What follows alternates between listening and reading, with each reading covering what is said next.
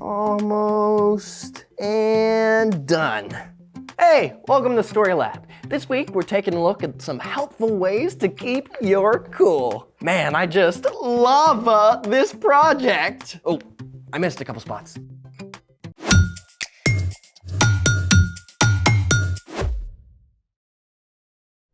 Hey, I'm Carter. And I'm Zeke. We're talking about how we can trust Jesus with all of our emotions because he experienced them too. Is frustration an emotion? It sure is. Looks like you got a jump start on our experiment. Actually, I'm doing a demonstration for my cousin's kindergarten class, but Not working? I've tried this like 5 times already. It's supposed to be super easy. Half a cup of vinegar, tablespoon of baking soda, and it's supposed to fizz up. I did this like a million times when I was a kid. Yeah, but... So why is it not working? Well, did you double check? Maybe I just need more. More! Is that actually... Oh, come on! Why is it not working? Dude, deep breaths. You're not supposed to be the volcano.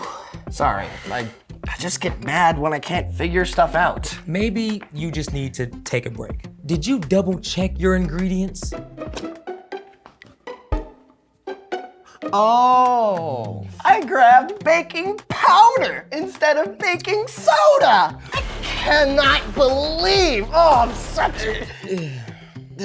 I'm being a volcano again. Maybe you should just take a break, okay? I've got a great stress reliever. Oh, really? What is it? Well, it's a bit explosive. In fact, I think it will make a pretty awesome volcano. Sold! Ready? Yeah, let's make it.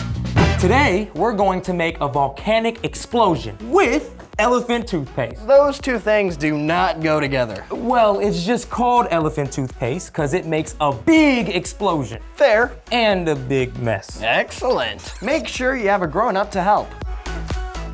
Okay, let's start. You'll need an empty plastic soda bottle, a foil cake pan, a funnel, and half a cup of 6% hydrogen peroxide. Plus liquid dish detergent, food coloring, a measuring cup, yeast, and a plastic spoon. Then you just need some warm water and you're good to go. Great. Step 1, put the bottle in the pan and the funnel in the bottle. Sounds simple enough. Perfect. Step 2, add half a cup of peroxide, a squirt of dish detergent, and some food coloring. I know this part. Step 3, combine the yeast and warm water in the measuring cup. 2 tablespoons. Okay, we're all set. Are you ready for some elephant toothpaste action? Let's do it. All right. You ready? I'm ready. Go for it. Look, it's rising. Oh, wow, look at it. Wow, it's so much fun. Yeah, and it's pink. Oh man, it just keeps going and going. In the elephant toothpaste experiment, the enzyme in the yeast breaks down the hydrogen peroxide into oxygen and water. The oxygen gets trapped by the soap, creating a foamy solution. Oh, Look at it. you know, I wonder if you could really brush an elephant's teeth with this stuff. I say no. It is a bit soapy. So how are you feeling now? Oh, cool, calm, and collected. Thanks for helping me blow off some steam. Speaking of which, it's time for... The story before the story. Today, we're in the book of James. James was written by, you guessed it, James. But this James just happens to be Jesus' half-brother. James didn't follow Jesus at first. But after Jesus returned to life, James believed in him. James became a leader of the early church in Jerusalem. He wrote this letter to Jewish believers to help them understand it's not only important to have faith, But to put that faith into action, and how we respond to others. which is where our story starts. Take it away. Hey everyone, I'm Brian and I am super happy to be here. But there are definitely days I feel more like this.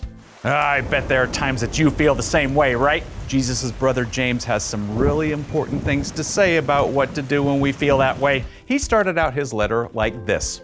You will face all kinds of trouble. When you do, think of it as pure joy. Your faith will be tested. It will produce in you the strength to continue. James got it. There are things in this broken world to be sad and angry about. But all of those hard things, whether huge or teeny tiny, are a chance to practice trusting God. Now, it's easy to say, trust God, but what does that actually look like when some kid shoves you in the lunch line? My dear brothers and sisters, pay attention to what I say. Everyone should be quick to listen, but they should be slow to speak. They should be slow to get angry. There's so much good stuff packed into this, so let's take a look. James says that when you face a tough situation, first of all, put your listening ears into gear. When you trust that God is in control, you can be patient and listen first. You can truly pay attention to the other person, even if you don't agree with them. You don't need to jump in super fast before you have time to think. Second, slow down your mouth. Don't say the first thing that pops into your head. Instead, think it through. Ask God for wisdom and the right words to speak.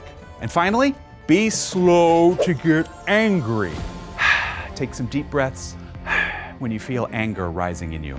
You know how it feels when you start to get angry, right? Something in your stomach gets tight.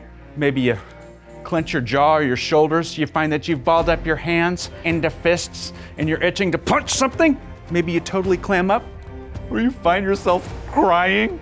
You kind of feel like a firecracker about to explode. And you know what happens if you let that anger blaze right away?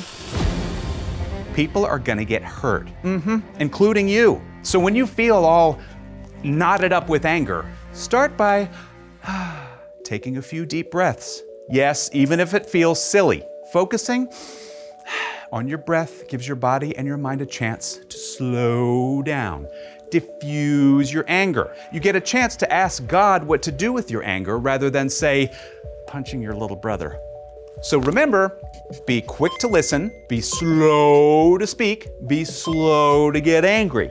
Now, I want to make something clear. Feeling anger is not wrong. In fact, Jesus himself got angry. There are things in this broken world that it's good and right to get angry about. But in Ephesians, Paul wrote, "When you are angry, do not sin." Anger is only wrong when you let it take control of you and make you act without thinking. So, when you feel anger, don't let that anger take charge. Instead, ask God to help you respond to what's making you angry with wise words and actions. Then you can be quick to listen, slow to speak, and slow to get angry. The end. Oof, I feel this one. Right? Like right here. Yeah, it is so easy to let anger take over. James knew the only way out is to slow down. So, What's our part in the story? Well, the way through all big emotions is to invite God in and ask God to help you get back up.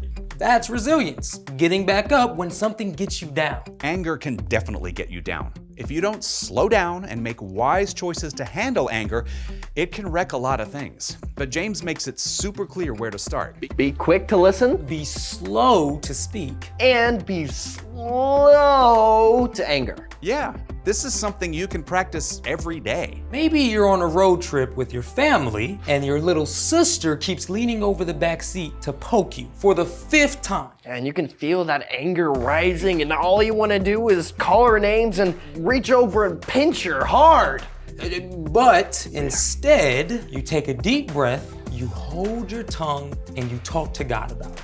Yeah, and you realize she's just bored and hungry, like you. Maybe you can offer her a snack or ask mom to stop for a break soon. Yeah, anger is real and it's not wrong, but God has provided some great ways to help your body and mind release anger. Like taking deep breaths? Yep, it can also help to punch a pillow or wrap your arms around yourself and squeeze real hard. Yeah, you can draw a picture or write down what you're feeling and then crumple it up. You can even pop bubble wrap. Ooh, bubble wrap. Yeah. Oh man. Oh, yeah! Satisfying. I think you all got this one. I gotta find me some bubble wrap now. See you next time. So, here's the thing. When you're angry, talk to God. and then listen. My mom always says you have one mouth and two ears. That means you should listen twice as much as you talk. Yeah, might keep you from exploding into a big old mess like our elephant toothpaste. Hey, speaking of elephant toothpaste, wanna help me finish my volcano? Ready to try this again? I'm listening. Thanks for joining us in the Story Lab. See you next time. There it is! That's amazing! And now you can go to that kindergarten class. Oh yeah!